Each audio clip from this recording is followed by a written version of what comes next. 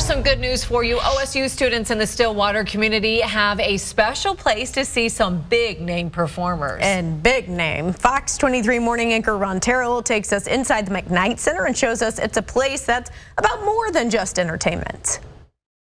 Not even open 4 years yet, OSU's McKnight Center for the Performing Arts has seen artists like Tim McGraw, Bernadette Peters, and the New York Philharmonic grace its stage. People who are not familiar with what's going on here, they're sometimes a little surprised to see what's actually happening. Oklahoma native Mark Blakeman is the Marilyn and Carl Toma Executive Director of the McKnight Center. I asked him about the impressive roster of performers they've hosted since they opened. One of the great things about our organization is the vision that was set by the leadership, including the university and also the McKnight family, created the resources for us to be able to program artists and bring a caliber of performer to the McKnight Center that normally wouldn't be able to come to a community of this size. Ross and Billy McKnight donated $25 million to establish a performing arts programming endowment to bring in high-profile entertainment. Their gift didn't go into the capital project of building the building.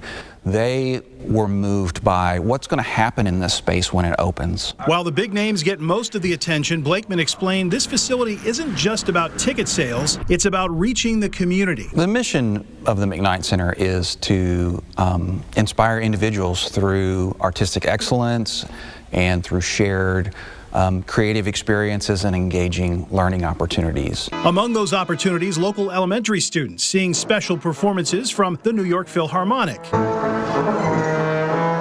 OSU students traveling to New York in partnership with the Philharmonic, and OSU music students using the facility for performances. I think that so well kind of encapsulates who we are as an organization, because we're not just presenting concerts. We really are trying to inspire people, and so that means all of these other different types of elements, and of course education is a key component of that. The McKnight Center opened in October of 2019, but just 5 months later, COVID changed everything, and for a while, this beautiful facility sat empty. The loss of momentum is really difficult, and for an organization that had just started building its momentum, we feel like we've had to start over in a way. But the good news for us is that because of our business model, which is a little bit different than a lot of performing arts centers, we only shut down for a very brief period of time. During that time, the center pivoted. They created digital content and eventually presented socially distanced performances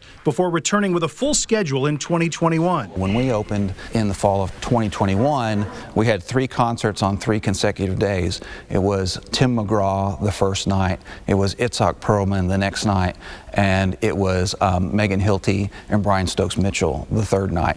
Just hit the ground running, and that really helped us relaunch in a way that we could start to recapture some of that momentum. Blakeman took me on a tour of the McKnight Center, which features essentially 3 performance spaces. We started in the nearly 1,100-seat performance hall, where no stone was left unturned when it comes to acoustics. These black banners here on the sides, they are, when they're stored away, they're up in the ceiling. You don't see those. That is when the room is the most live acoustically. Anytime you do something with amplification, we can bring these banners in, help soak up the sound in the room, and change how it functions from a physics standpoint. Everything, right down to the light fixtures, was chosen with acoustics in mind. It's very gratifying, because when we have great orchestras in, like the Chicago Symphony and the Philadelphia Orchestra, they love it here.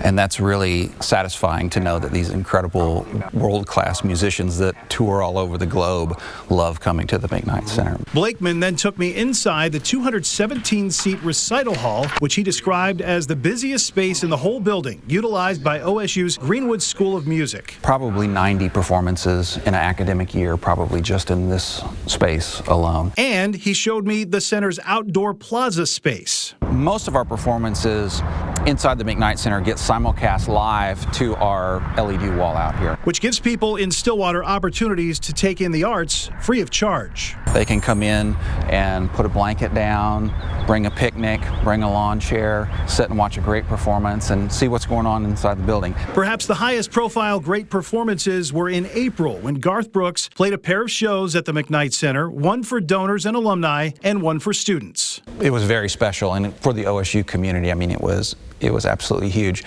He was so much fun to work with and so pleasant. It was electric, that's all I can say. It was very simple. It was him and an acoustic guitar, and he just entertained everybody for 2 hours, and it was absolutely phenomenal. Covering news that matters, I'm Ron Terrell, Fox 23 News.